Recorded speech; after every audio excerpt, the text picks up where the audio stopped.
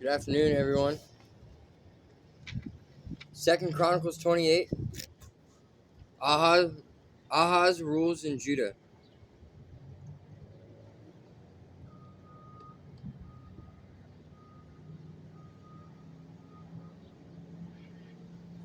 Ahaz was 20 years old when he became king, and he reigned in Jerusalem 16 years. He did not do what was pleasing in the sight of the Lord, as his ancestor David had done. Instead, he followed the example of the kings of Israel. He cast metal images for the worship of Baal. He offered sacrifices in the valley of Ben Hinnom, even sacrificing his own sons in the fire. In this way, he followed the detestable practices of the pagan nations the Lord had driven from the land ahead of the Israelites. He offered sacrifices and burned incense at the pagan shrines and on the hills and under every green tree. Because of all this, the Lord his God allowed the king of Aram, to defeat Ahaz and to exile large numbers of his people to Damascus.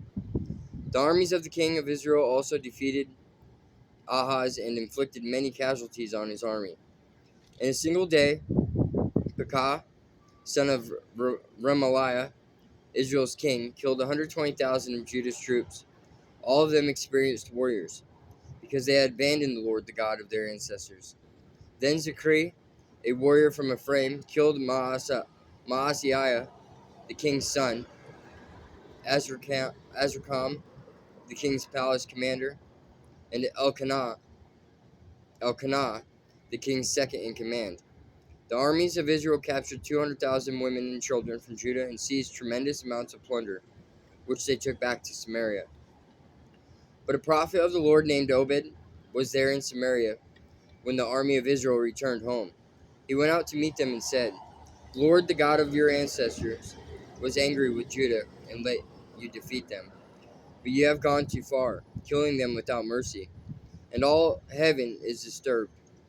And now you are planning to make slaves of these people from Judah and Jerusalem.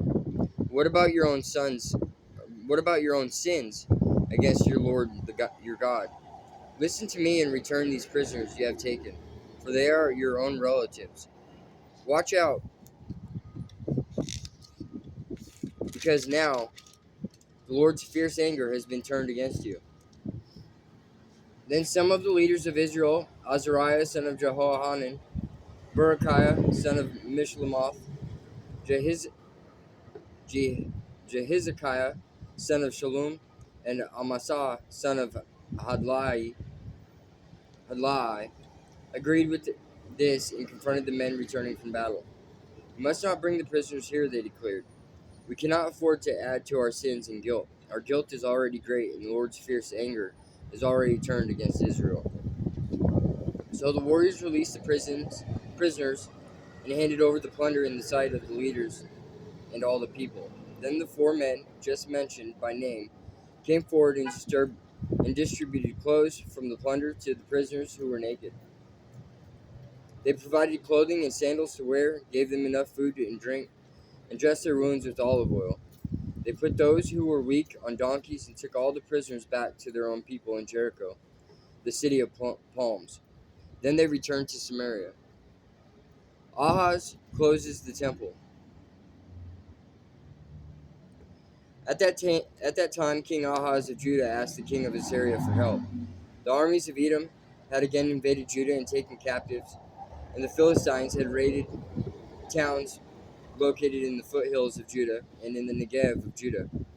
They had already captured and occupied Beth-Shemesh, Aijalon, Gederoth, Soko with its villages, Timnah with its villages, and Gimzo with its villages.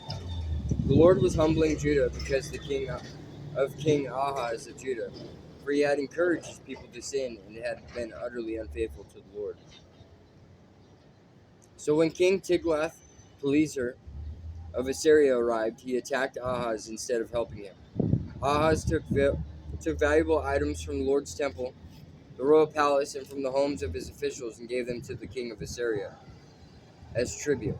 But this did not help him. Even during this time of trouble, King Ahaz continued to reject the Lord.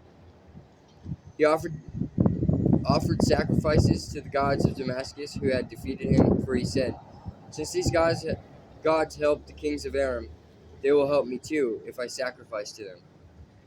But instead they led to his ruin and the ruin of all Judah.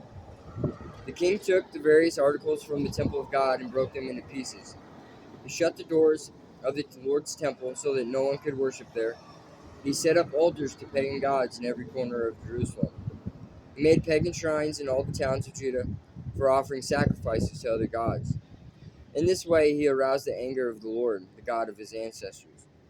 The rest of the events of Ahaz's reign and everything he did from beginning to end are recorded in the book of the kings of Judah and Israel. When Ahaz died, he was buried in Jerusalem, but not in the royal cemetery of the kings of Judah. Then his son Hezekiah became the next king.